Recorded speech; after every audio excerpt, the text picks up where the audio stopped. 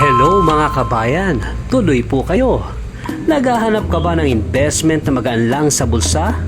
Yung hindi mo ramdam ang monthly payment? Yung pwede mong pakinabangan after 5 years? Yung pwede mong tirahan or paupahan? Yung malapit lang sa lahat?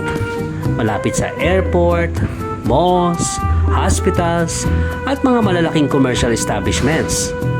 Ito po ang new project namin sa Las Piñas City sa halagang 300 pesos a day or 9,000 a month.